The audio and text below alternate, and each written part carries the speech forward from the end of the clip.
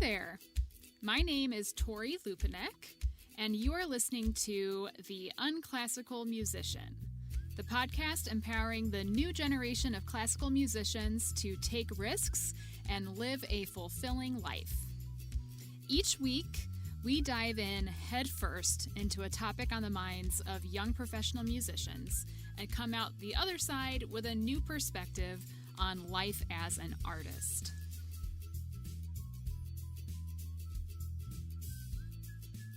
Welcome back to Mental Health Awareness Month here on The Unclassical Musician.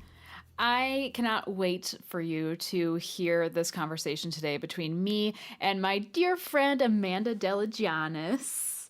Amanda and I met at DePaul, but turns out we actually grew up just a couple towns over from each other in the Chicago suburbs.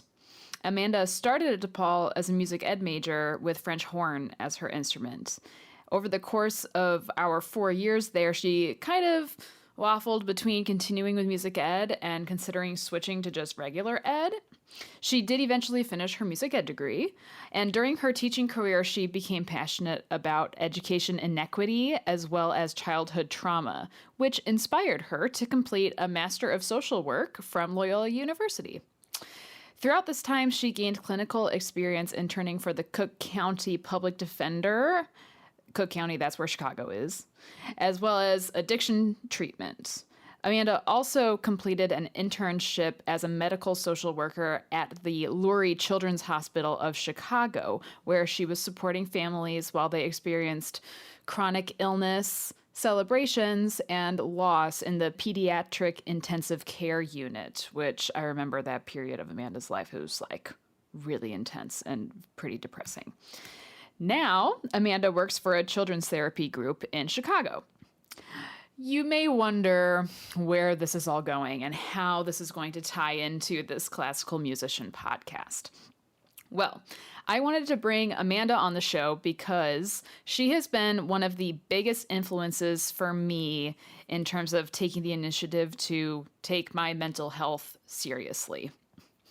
Also, Amanda's boyfriend is Andrew Peterson, my former roommate and member of the bass section of the Houston Symphony, and many of Amanda's friends are musicians in some capacity, myself included. So even though she's been out of music school for a while now and is no longer a quote-unquote musician, she is still very much in this community. And I think she has a very unique and interesting view on the struggles of classical musicians from a clinical perspective. It's going to be intense. We're going to learn things. It's going to be eye-opening. And it's all in the spirit of mental health awareness, month of May. I didn't even know when I was planning out the content for May that it was Mental Health Awareness Month. I was just looking at the people that I wanted to have on the show and was looking for themes and these people, this is all kind of mental health related and mindset and all the mental stuff. I'm this is perfect. So here we are in May. Welcome to the second mental health awareness episode on the Unclassical Musician. And here's Amanda. Well, do you want to get started? Sure. Let's get started. Yeah. Okay. Yay, Amanda. Yay. Thank you so much for taking time out of your Saturday to come and talk to me for this podcast. I really appreciate it. You're so welcome. I'm so excited to be here and I can't wait for our discussion today.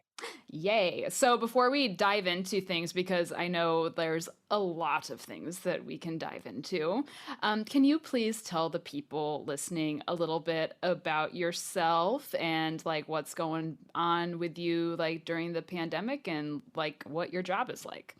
Yeah. So my name is Amanda. I have an undergraduate degree in music education, which is where you and I met. Mm-hmm. And I have a master's degree in social work, and I work currently as a social worker in pediatrics for kids.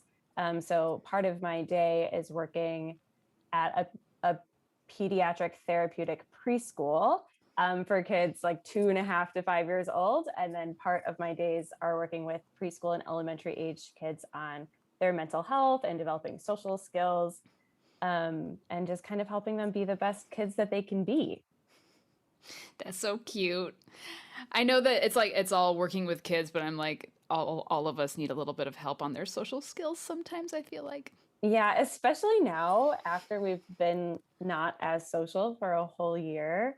It's a really good reminder to like what kinds of skills to use and how to use them. This week, I was working with one of my kids, and we were reviewing how to introduce yourself to someone because she hasn't introduced herself to another person in over a whole year. And when I was doing follow up with parents, her parents were like, "Oh my gosh, wait, that's such a good reminder! Like, I haven't met anyone new in a really long time. Like, that was really good advice." And I was like, yeah, we could all use help with those things.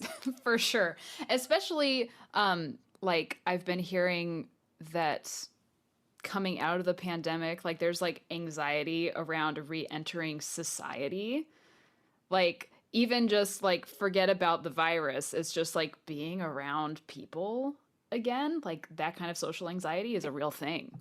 Yeah. And for the last year, our brains have been telling us people, danger, people, danger. And now for us to turn that off, it can be for some of us really counterintuitive to kind of go against our brain's natural safety mechanisms and to re-enter and say, oh no, humans safe. Like it's okay for me to be around people again. As long as I'm doing it safely and in CDC guidelines. Right, exactly. Humans, safe. Right. Humans. Fully vaccinated humans. 3 weeks after their second shot. Safe. Right. You got it. Yes. Okay, so that going from being a music ed major to being a social worker, even though like you're still working with kids and in the end, that's the thing that you wanted to do. Was there like I remember when we were in school, you were kind of like going back and forth a lot about whether you wanted to continue and finish the music ed degree or if you wanted to do regular ed. So like, was there a point that you can pinpoint where it flipped in your head? I don't want to teach classroom music. I want to do something else. No is the short answer. Mm-hmm. The long answer is I never had the light bulb moment that said, I really want to do this.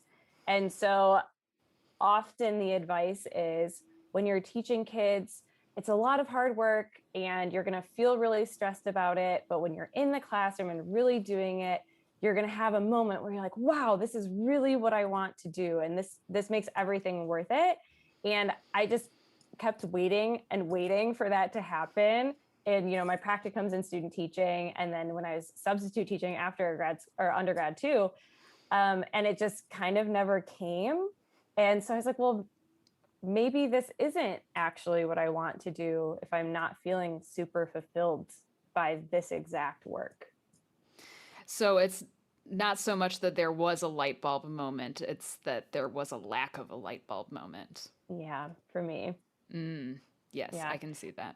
And there's, so many parts about music education that are so wonderful that I really love and miss still. But for me, the pieces just never quite lined up. And I think part of the challenge was I loved working with elementary school aged kids, but I didn't love teaching elementary school music. And then I loved the music literature of my high school students, but I didn't love working with high school aged people. And so there was always just kind of a mismatch and it never felt like it landed. So then I realized, well, maybe I should like explore other options and take the parts that I love about teaching music and find a career where I can do more of those moments. So, were there like other career options that fit that criteria for you, or was it like social work? Like that's like the thing that connects all the dots.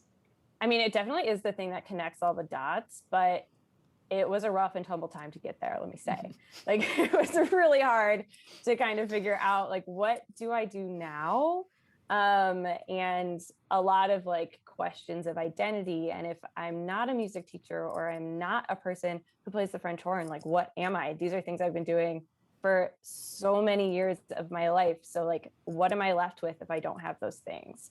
And so that it was really hard to find a career, I think, partly because I was kind of in my own way of like I felt like I was a person who didn't have things. Like I don't have music anymore. I don't play the French horn anymore. Like these are all ways I used to introduce myself, or, you know, ways I used to like pride myself. And like without them, like what can I be? But yeah, I mean, I just thought about like my interests and ways that I wanted to impact the world, and kind of landed on social work because of its opportunity to work with kids, but also for its opportunity to work in areas of social justice and like systemic and big macro level change. Ooh, that's a lot of weight to carry on one's shoulders. Yeah. But I do think I like that you brought up the point of like, well, if I'm not a French horn player, if I'm not a musician, then what am I? Because that's a topic that comes up a lot on this show, talking to people about like their identities and how we can separate being a musician from everything else that you are as a person, and how your job as a musician does not dictate like who you are as a sister or a friend or a daughter or a partner or a colleague, you know, like just because you don't have the music thing anymore, that doesn't take all of those other things away from you. Right. And it took me a long time to really feel that. Like, I think the logical part of my brain knew that that was true.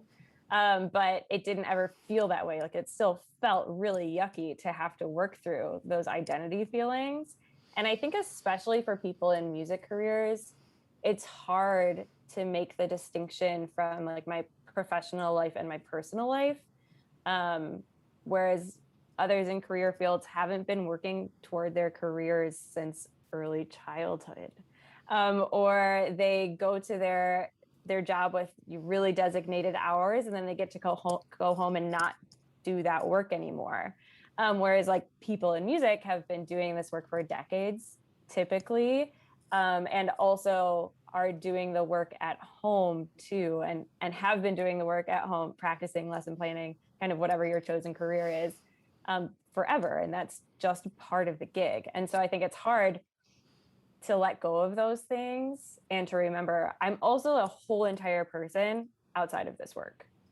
Yes. Yes. And that is a reminder that we all need to hear sometimes. And like to think about it like as being something that you have worked towards since early childhood, because like when you're a kid, it's like it's fun to play the piano, you know. But in the end, it's like if that ends up being your chosen career path, if you consider practicing to be work, then you've actually been working since you were like 3 or 4, whenever you like first started. Right.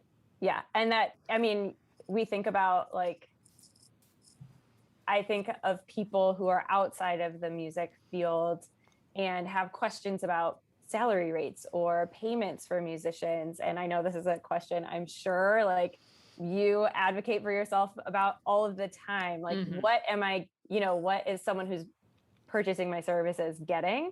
They're getting like all the thousands of hours of practice time you've done your entire life, which started for some of us when we were really, really little. And so I think that, yeah, like you were working when you were young and playing your instrument. But also I like to remember that it is called playing an instrument. And so like you do get to play at your work too. You know, it is supposed to be a fun and enjoyable activity, because it's that verb for a reason. Yes, that's always a good reminder. Yep, we play. We play. It's fun to play. It's fun to play. It's fun to play. It's fun to play. It's fun to play. It's fun to play. Playing is fun. Right. And that's not to like degrade anyone's amount of hard work at all, but it, you know, it is just a nice reminder that this should be like a really joyful, fulfilling activity. Yes, for sure. And I do think that obviously when you're in music school and you are being told that you have to practice X amount of hours and you need to show up for X amount of rehearsals at the detriment of probably your physical body and your brain as well, like that's so can we please, we're going to talk about question number 3 on my list, which was one of the questions that Amanda was very excited about when I sent over our discussion questions. So looking back on our time at DePaul, now with a master's in social work and with some distance from all of this. Was there anything that you observed about conservatory style higher education that is potentially or was potentially problematic or unhealthy for the average student? Yeah. Mm-hmm. Yes. And I think there are a lot of layers to the problematicness and unhealthiness of conservatory style music school. But we're going to talk about the ones specifically related to like people's overall mental health, I think would be really helpful. The layers go from like different levels of the system, from like, your personal, inter and intra experiences, all the way to like the systemic level of like who even gets into music school and who has access to this education. But let's talk about just kind of like our micro level, like one-on-one kinds of things that happen for us. Okay. A big one, I think, is a potential for a change in self-esteem. I think that I can speak from my own personal experience. I came into music school as someone who, in my high school, was always playing in top ensembles. I played in honors ensembles outside of school, in my youth orchestras. And I felt so good about going to music school as a freshman coming in, like, yes, like I totally belong here. Like I'm going to learn all the things I ever wanted to know. And then you get there and you're like, whoa, reality check. Like things are really different here than I thought that they were going to be. And for me, it was a huge self-esteem hit. And I think a really good reality check. But I think that's a common experience in music school, is that most people who get into music school are people who feel really accomplished in their high school careers. And then they come to music school and either they'll kind of continue those feelings of accomplishment or they won't. And that can be really painful. And so I think there's just like that general piece, but then also the criticisms that we endure as music students from our teachers, from peers, from conductors, from our own self-talk.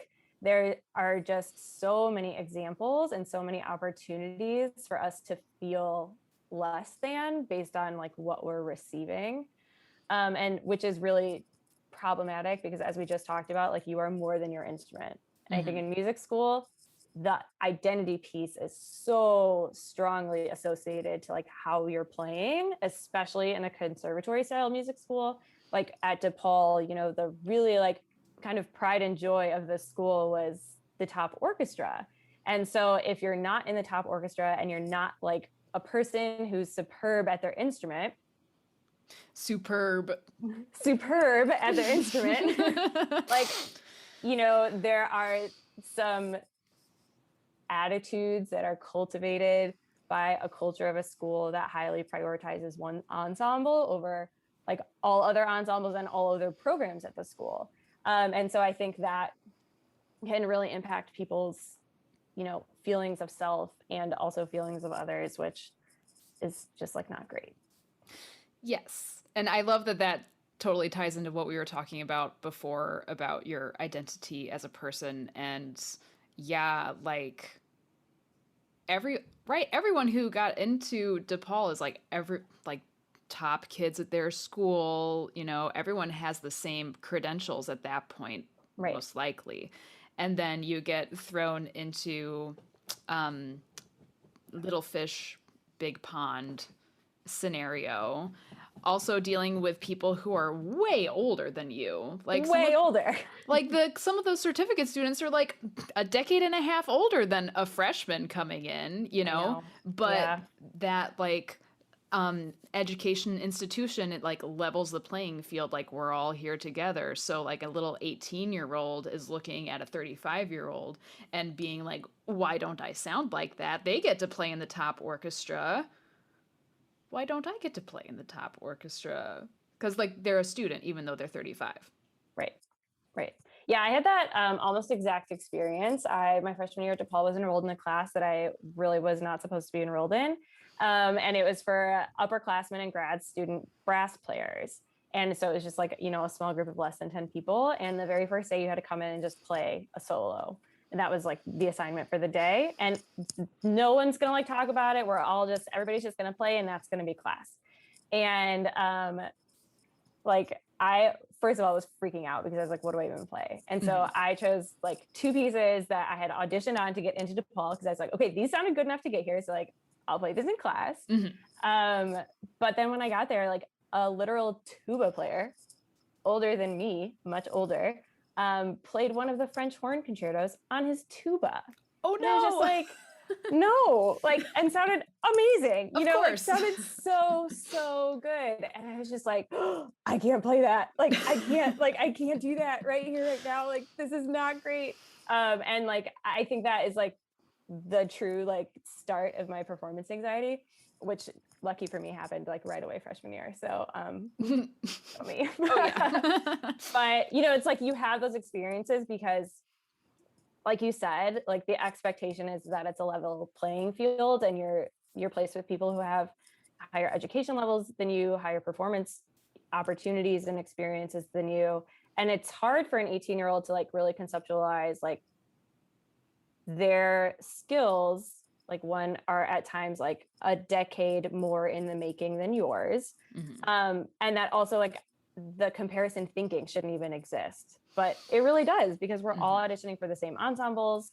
We're all peers with the same people. And so, most of us studying with the same professors. And so it's really tricky to not think that way. But it doesn't do good things for your own mental health. No. And I think that the self-esteem issue is one that carries like through far beyond being a student, unfortunately, things that like I'm still dealing with, and like that sucks to think about, that self-esteem hit can walk around with you for 10 years past when it actually happened. Right. And can walk around with you in areas outside of your instrument, right? Like just because you have an experience with self-esteem in like kind of one area of your life, like it really impacts all the other areas of your life too. And so, people can develop a lot of self-doubt outside of playing, and it's just really like at the detriment of our own brains. And a really sad part, I think, of many art schools, I think like not even just music school, it's like, I'm sure people who dance, who are in the visual arts feel like these same feelings. Cause they're, I don't know, we can get into like how music is always undone. Like it's never going to be perfect. There's always more work to do. Like there's always that. And objectively, like something can be good enough in music, but subjectively, depending on who you're talking to, it just may never be good enough. Yeah. And so it's like those feelings of like not good enough can really carry with us, or we can, I think that's what you say, carry with us. Yeah, sure. Be carried with us outside of music and for a really super long time. Okay, so that's that. Is there something else that like jumps out at you as being like clinically not good? Yeah, I would say like power differentials in music school are really problematic. So what I'm talking about is like when you're in a relationship with a person, no matter what the relationship is, there is always an element of power. So if we're 2 peers, like the power is pretty similar. But if I'm, having a teacher-student relationship with someone, the teacher has a lot more power than the student does, just kind of across the board generally.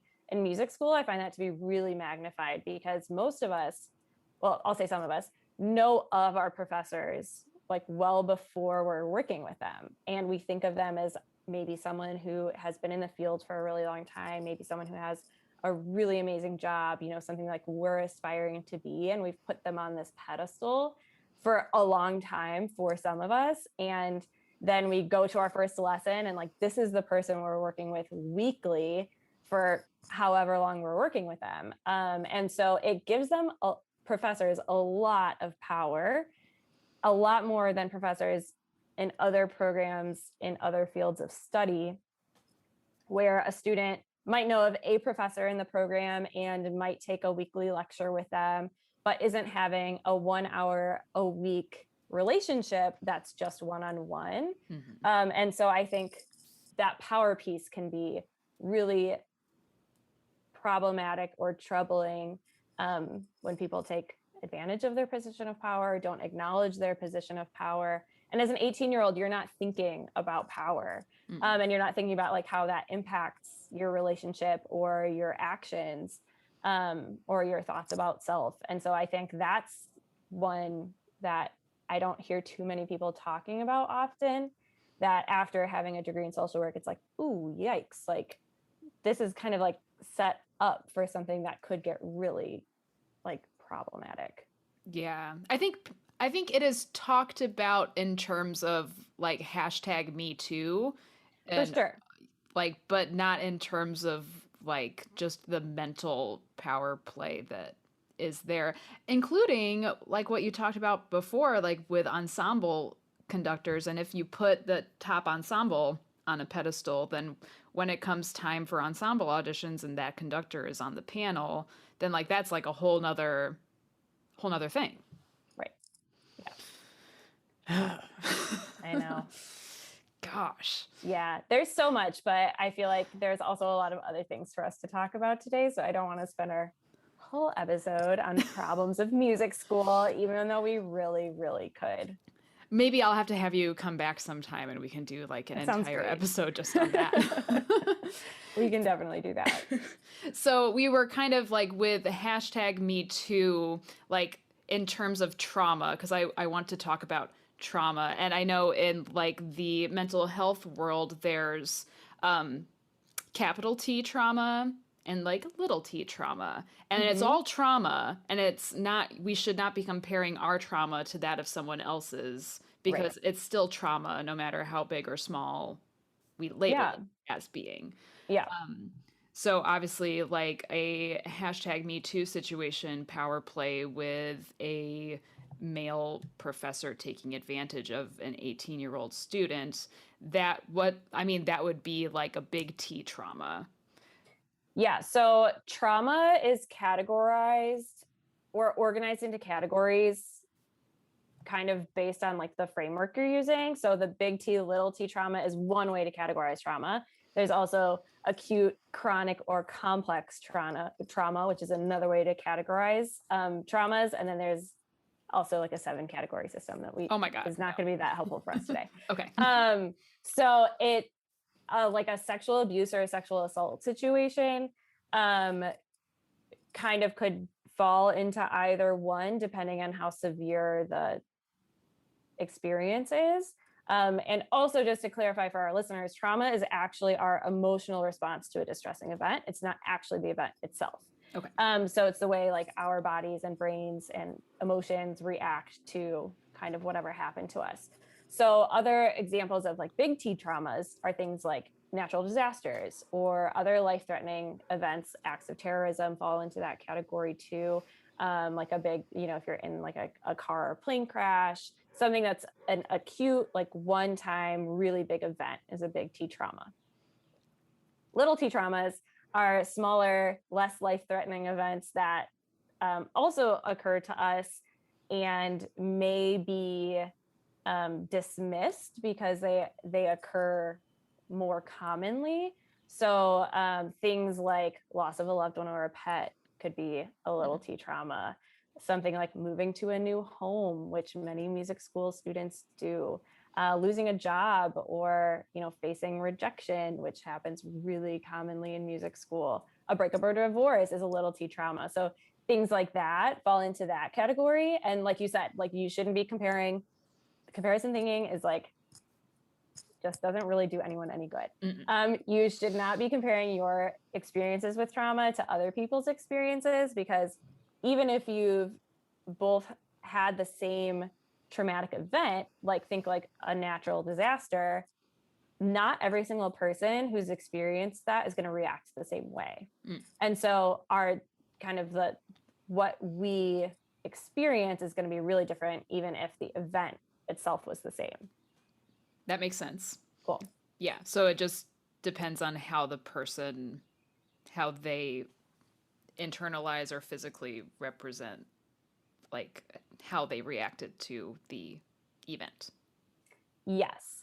But also I want to be like really careful to not like victim blame anything. It's like not like any person's like own problem about how they react. It's just like everything that's happening neurologically in their systems. It's no one's fault whether or not they're experiencing one type of trauma over the other. It just is kind of like how your nervous system is reacting to what's going on around you. Okay. We do not have control over this. No. No. Good. So we cannot shame ourselves for any way that we react. We cannot shame ourselves for our reactions. No. And no one else should be shaming us for our reactions either. Good. Yes. Good. So what are some, I mean, I really like someone listening to this could be like, well, I mean, if that's what a little T trauma is, then like everyone experiences trauma. Like what's not trauma? But totally. But remember, like trauma is like our response. And those things that I listed are like traumatic events. So those are things that can trigger the big T or the little T. So yes, like we all experience distressing events all of the time. But again, it's like how we're reacting to them and not in a way that's in our control. It's how like our bodily systems are reacting to them, which often is based on like how many traumas, big or little, we've experienced so far in our life. Ooh, okay. So you kind of touched on a couple of little T traumas that people might experience in music school. Can we talk a little bit, like maybe like what would you say are like the top 3 most common little T traumas that we might experience? Yeah, I would say number 1, rejection. So like that happens so frequently for so many people in music school and beyond. As you're making a career in music, I feel like so many more people experience more rejection than they do experience like other positive feelings and experiences. Acceptance. Yeah. And so like I'm thinking specifically about auditions, which can be really, really hard for people. And, you know, in music school, outside of music school, especially outside of music school, when it's your livelihood, your expected livelihood is depending on that. Those can be really definite little T's. Also like moving to a new city and like not having your support system around you. You know, if you're have moved across the country to come to a conservatory style music school, you know, and you don't have your regular kind of like system with you to help support you, even if the event was neutral, through an event, like that can be really hard for us. And also then if the event itself is particularly difficult, which music school is, like, I don't think I know a single person who's like, music school is such a breeze, like no problem. You know, it's like no one is saying that. It's people work really, really hard in music school. And so to work so hard and to put in so much effort and to give so much of yourself to something and not have, you know, the people close to you that you're used to having close to you, to have to create a whole new support system when you go to a new place, to not have like your regular bed that you always used to sleep on. Those things can be really distressing for us.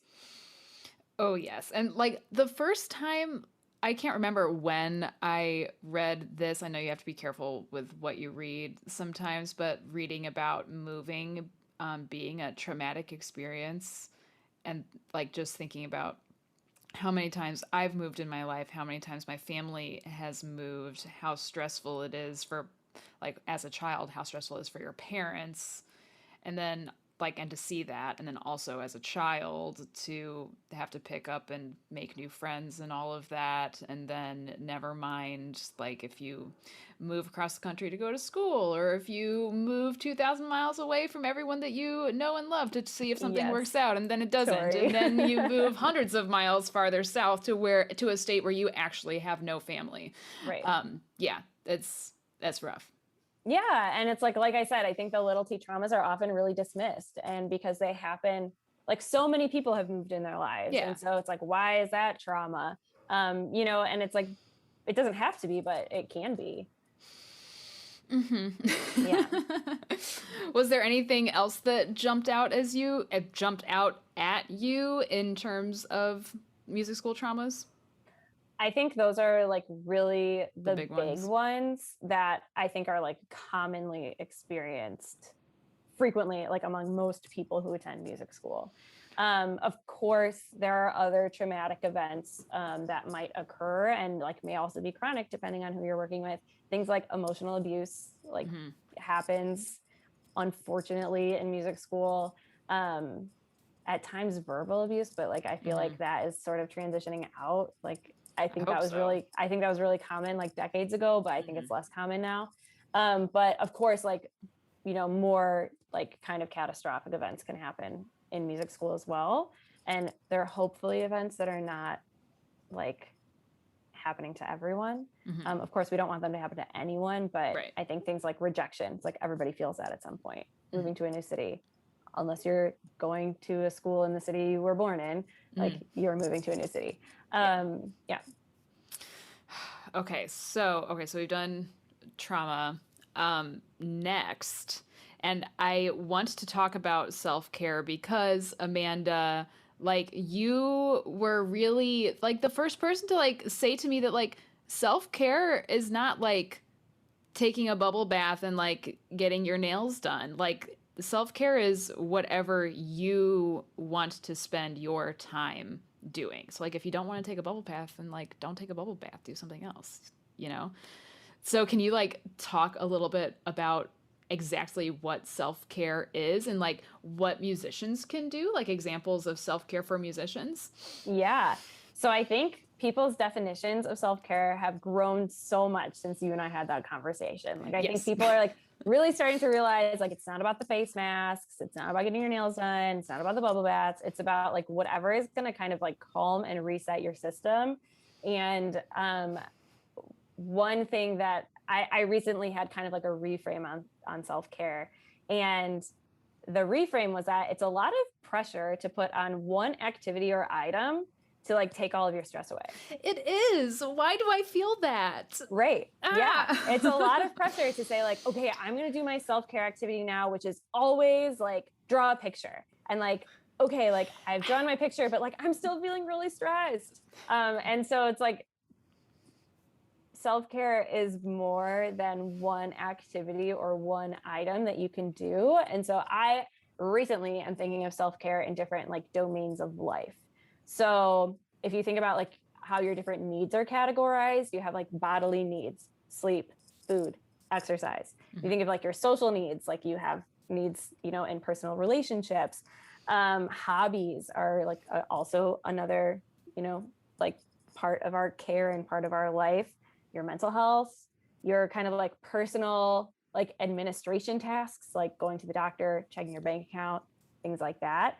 And then also like fun and recreation. So I think about self-care in terms of these domains. And so if one of the domains or one of the pillars is kind of crumbling, like that's the one that needs the patchwork. And so I need to do an activity that is supporting like that domain of my life. So if I'm feeling really isolated and disconnected to people, then like maybe I should reach out to a friend and have a conversation. And that's my self-care activity for the day. If I'm feeling like really stressed about finances, maybe it's like I take the hard look at my bank account, see what's going on. You know, and so I think self-care can be so many different things. And it's really so much more than like taking a bubble bath, which is a form of self-care. Like that can be a thing, but it's so much more than that. Now, for someone listening who might be like, okay, well, if like all of these different areas of my life need to be cared for, like how am I supposed to incorporate like self-care in all of these areas and still have time to like have a job, you know? Yeah, totally. Yeah, I mean, I feel that question, and we can definitely get into like a conversation about the impacts of capitalism on our own, God. on our own like, you know, self. But we're not going to go there today. Okay. I just think that like, yes, like jobs definitely can be a detriment to like our happiness. But the answer is you don't have to do all of them all of the time. And it's really unrealistic to ask yourself to do that. So you just kind of have to like take a mental check of like, Okay, like, have I been like sleeping and eating well? Yes. Did I do some exercises? Okay, I got moving. Like, did I, like, have I reached out to a friend in a while? Have I spoken with my family members? Have I done like participated in a different social activity, which are like really limited right now, but they exist. And so really taking note of kind of what's going on in your life in that moment and thinking about, okay, what can I do? What's an activity that I can use to like really address the deficit instead of like, let me try to like maintain all of these things all the time. Like it's just unrealistic. And so really thinking about like, what do I actually need this week today? Like what would really help me feel better? What are the things that I'm particularly stressed about? And how can I help support those areas of need? So if you are like really stressed out about your financials, I'm just going to throw that one out there because I'm planning a wedding and trying to buy a house in the same year, and that's a lot more stressful than I thought it was going to be. Yeah. So in terms of self-care, then, like, it's okay to practice 1 hour less that day if it means that you will feel better after having spent that quality time looking at your budget. Yes, it is okay to do that. It is recommended to do that, I would say, actually, because of course practice is so important. But like, what's going to happen in that hour for you that is going to like significantly impact your mental health versus if you had spent that hour like really addressing the thing that you're stressed about. You know what I mean? Like the practice, like maybe you'll like finally nail the excerpt, maybe you'll like really, get whatever you need done. But can you do it like later in the evening? Can you do it tomorrow? Like if you're feeling super stressed while you're practicing anyway, like how much are you really going to accomplish in your practice session? And so I think really addressing like what your needs are just going to help you kind of like, that's going to make your practicing better tomorrow if you've kind of figured out a plan for your budget, if that's something that's really stressing you, because now you're not going to be as stressed about that and you can focus a little bit easier on the work that you need to do. Yeah, for sure. And if you're practicing and you're distracted or thinking about like the whole laundry list of things that you need to do, then it's like might as well just stop practicing and go do the thing because you're obviously not devoting all of your attention to the practicing if you've got all these other things running through your head. Right. And that's not to say like never practice and like only do other things, but like if you're really stressed by something, it's okay to address whatever the stressor is instead of like being distracted during a practice session. I remember like being a student and feeling like, okay, I spent 3 hours in rehearsals today. I need to practice at least 3 hours. And then I also had classes and stuff. And then you've got a gen ed and you have a paper due tomorrow. It's like, and then you end up staying, like pulling up an all-nighter to get the paper done for the gen ed class because you had to practice a certain amount of time because that's the checklist. You have to practice this many hours. Yeah. And I like to remind people, which I'm sure your listeners already know this, but I think it's really worth a reminder that the quality of the practice, in my opinion, hopefully in others, is really more meaningful than the quantity of practice. And so if you're really focused and you're really kind of attuned to what you need to do with your instrument in that session that day, a 1 hour really super focused practice session probably does more for you than a 3 hour, like really scatterbrained, unfocused practice session does. And so I like to think of that. Not that I really practice my instrument anymore, but I think it's a really helpful reminder that like, if you're not going to do a good job practicing, if you're not going to be fully committed to it in the time that you're doing it, it's okay to do less if you're going to be able to like, okay, like really shift your focus. I can like really attend to this for, a shorter time than I want, but like, it'll be really good and really focused and I'll get this done and I'll feel good when I leave, as opposed to like a 3 hour practice session where you weren't focused. Then you feel guilty about not being focused. And then you leave and you didn't get the thing you needed to get done in your practice session anyway. And it's been 3 hours. So like how good is that really for you? That does not, that I cringe just thinking about having that feeling after a 3 hour practice session. That sounds terrible. Yeah. So another form of self-care that I did not know about until fairly recently, I guess, is boundaries and Hmm. having boundaries as a form of self-care. Can you like describe what boundaries are and what good boundaries might look like for a musician in terms of like work-life balance? Hmm. Yeah. So boundaries are sort of like limits we set for ourselves and for our relationships with others in kind of all areas of our lives. So, like, we have financial boundaries. So, like, I'm not going to spend more than blank on a certain item. That's an example of a boundary. We Mhm. have boundaries on our time. I'm not going to work past blank o'clock. And, after that time, like the rest of the time is my own personal time. Mhm. We have boundaries on our relationships. So if there's someone that that it's, maybe particularly difficult for you to be around that person, placing a boundary on, I'm only going to see or talk to this person like this amount of time.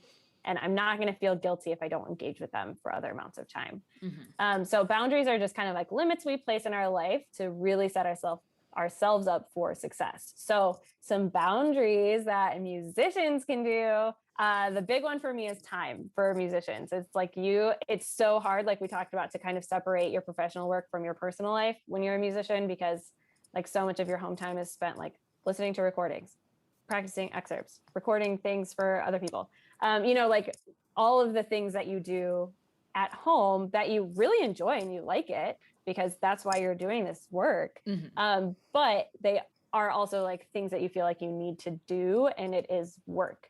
And so placing a boundary, especially I would say equally for professionals and for music students, placing boundaries on your time is really important. And also kind of in congruence with that is setting routines. Mm. So routines and boundaries for time go hand in hand. Like in the morning, I'm going to do X, Y, and Z before I had to, whatever is expected of me that day. And then when I come home, I'm going to do X, Y, and Z for the remainder of the evening. Um, and so setting a routine and setting time boundaries, I think, is so important because also, like we talked about earlier, it can always be better. Like Yeah. it can always be better. And so if you're trying to like work until it feels perfect, like that actually doesn't exist in music land. And Mhm. so like you're just going to be like working yourself really hard for like something that's unattainable.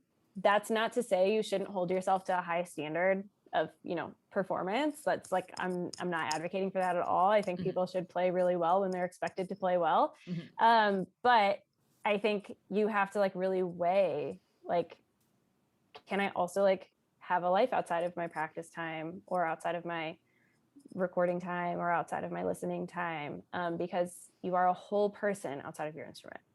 And when you don't set time boundaries, it can really feel like all I'm doing is playing my instrument. Mhm. I think a lot of people, well, I guess I won't speak for everyone, but for me, when I finished school and I didn't have the structure of school and I didn't have like my own routines, it was very easy to just be doing music all day, every day, and then, oh, the day is gone, and I didn't do anything other than music just like literally all day. Right. Yes. I think that is common, because all you did, I won't say all you did at music school, but a lot of your time spent at music school was doing music all day because that's what music school is. And so it's like hard to, at least then you have kind of like the hours of like, here's rehearsal time, here's class time, here's like the 45 minutes I can go sneak and eat lunch. So it's like, I know I have to do my lunch in those 45 minutes or it's not going to happen. Whereas like when you don't have that structure, you might go like a whole day of like kind of neglecting your own like body care, because you're working on whatever you're working on.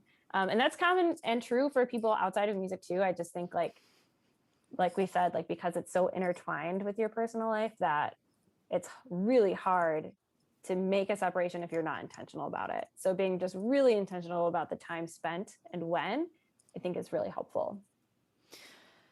Amanda, You are really helpful. Like,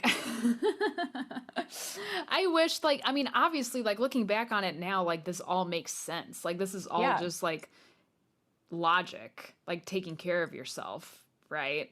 right. Like, why why do we not do this when we are in school? Why was none of this was an option? Like literally none of this was an option when It we were in definitely felt school. that way, right? Like you Yeah. don't have the choice to do that, Yeah.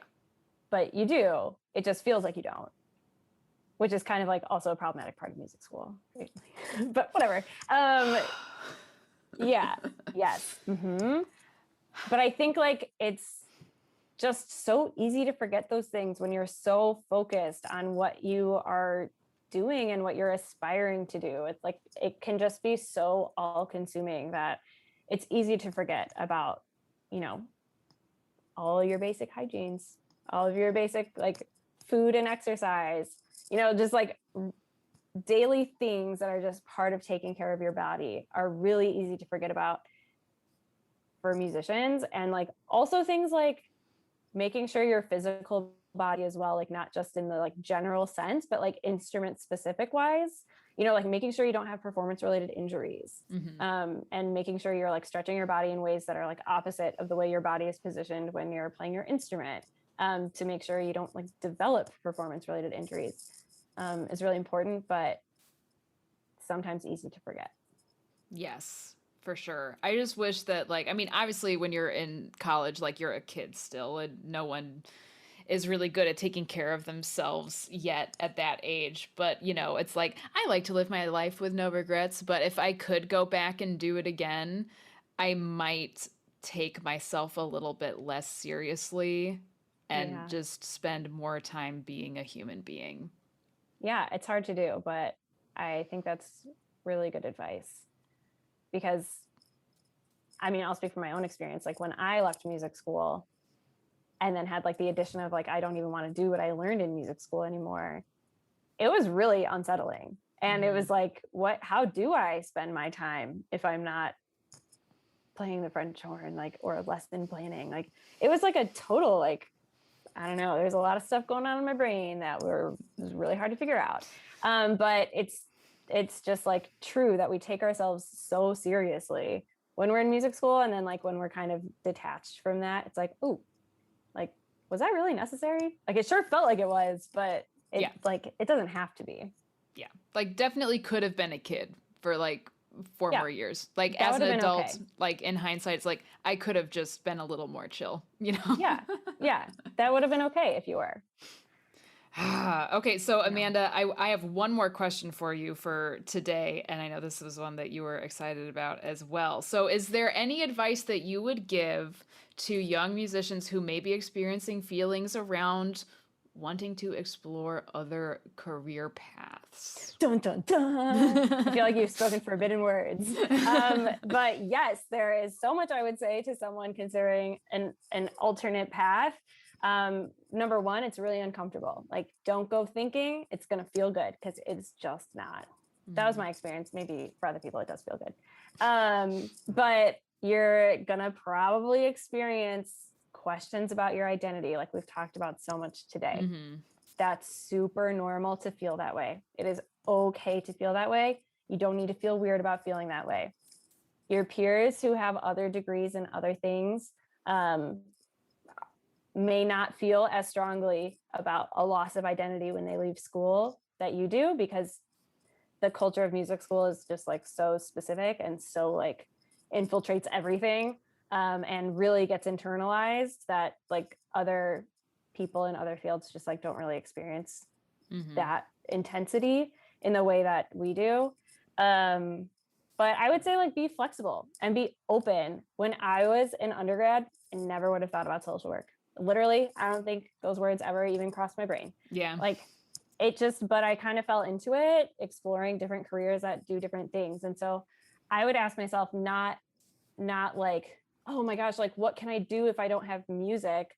Because I think like for me, so much of my life was spent like in theater, in band, in choir, in orchestra, like doing like just kind of like the same sort of arts things that I didn't really explore other hobbies or interests. And so I didn't really know like what are the things that I like if I'm not doing this, because this is the thing that I've spent so much of my time on. So being open to trying new things, and thinking about like, okay, like what other interests do I have? And then also like when choosing a new career, thinking about like, what kind of impact do I want to leave on other people or like on the world, to help kind of guide like where you might want to go? Because I think it's easy to feel like when you leave music school, the only skills you have are related to your instrument, which is not true. Like there are so many like marketable skills. I like hate that phrase, but they exist. Yeah. You know, for being a musician, like collaboration, huge, attention to detail, huge. Like those types of qualities, and things that you've really learned through your music career. Like maybe you didn't take too many classes about coding, but like those kinds of things and qualities that are so important to music, are really going to be so helpful to you in whatever next career you choose, and are values that like employers are looking for. And so I think like, don't just automatically think that you don't have the skills, because likely like some part of what you learned in music school can be applied to whatever other career you're choosing. But yeah, I would think like more like big picture questions, like what kinds of things is this planet Earth missing, and what can I provide, or what kinds of skills do I have that might help a problem, and be thinking in terms of that, as opposed to like, I don't have X, Y, and Z skills, so like I don't know what I can do, which often can happen. But dream big, think big. Like it's gonna be okay if you're transitioning, even though it feels like it can feel like a really big loss. I think that is like really inspirational to hear, though, in terms of like what, like look around the world and what is it missing? Like what do you want to give to the world? Like even as a musician, it's like you don't have to just do all of the things that musicians have been doing like forever. You can definitely like look around. If you see that something is missing, like create the thing that should be there. Yeah. Yeah. And just like be adaptable. You know, I think if there's like anything we've learned in the last year, it's that like change needs to happen whether we want it to or not. And so I think just being adaptable in your thoughts, in your skills, I think can be really helpful, especially when you're trying to think of something new and creating something that maybe hasn't been done before. For sure. Thank you, Amanda. You're so welcome. This conversation has been like, I mean, it definitely could have been a lot longer. We're probably going to have you back on the show at some point. That sounds good to me. Yeah, we really could have gone on. But if people wanted to, like, maybe if people had some like further questions or like might need like some help working through like some stuff, or like, I don't know, if if people want to contact you, can they contact you? Yeah, so I am currently on a little bit of a social media break. I don't have a huge social media presence, primarily because of that comparison thinking we were talking about earlier. It's just way better for my mental health. So people can contact me at my Gmail, amandadeligiannis@gmail.com, which I'm sure, Tori, you can pop in the notes because it's a really hard name to spell. Yeah, I was going to have you spell it, but it's not worth it. We'll just put it in the notes. Great. Awesome. Thank you so much for your time today, Amanda. It was so good to talk to you. You too, Tori. Thank you so much for having me. Yay. And hopefully I'll talk to you soon. Great. Okay. See ya. Bye. Bye. Well, I hope that y'all enjoyed meeting my good friend Amanda. And I hope that it was, I'll say, eye-opening, perhaps in a way that we have not quite delved into yet on this podcast, in terms of how actually traumatic music school is and how that can carry with you into your life as an adult outside of just being a musician. These are the things that I'm dealing with in my life right now, and I'm sure many of us are. But I hope that it was helpful, and if you are someone who has experienced some of these little T's or big T's, I hope that you know that you are not alone. And this great community that is building around this podcast. There's support for you anywhere you need it in my world. Just let me know. I'm there for you.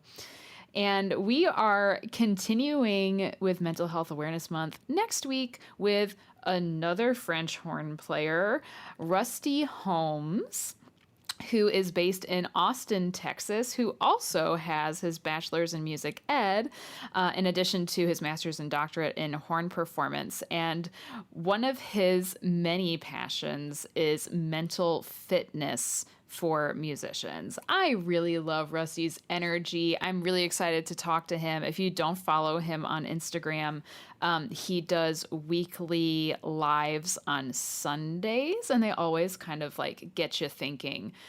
So I would definitely recommend checking him out before you listen to our talk, and I'll put his stuff in the show notes as well. Y'all know that you can follow me on Instagram. That's where I spend most of my time on social media. I'm at Tori Lupinek Flutist. If you want to follow the podcast itself, you're going to want to follow the hashtag, the Unclassical Musician.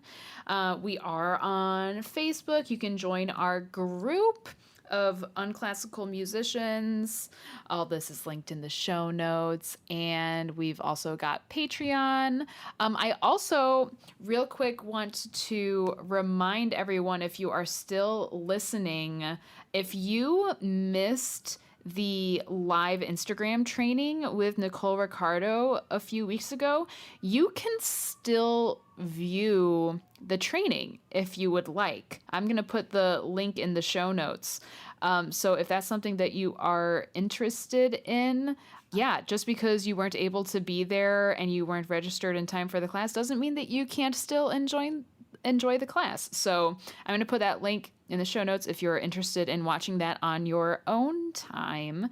And just as a reminder, it's all about Nicole's system on how to consistently sell out your offers using Instagram, whether that's booking more private lesson students, booking more talking gigs, master classes, getting more paid gigs, selling out virtual concerts, hopefully in-person concerts soon. This is the class for you, and I'm going to put that link in the show notes. And I will see y'all back here next week, same time, same place, with Rusty Holmes.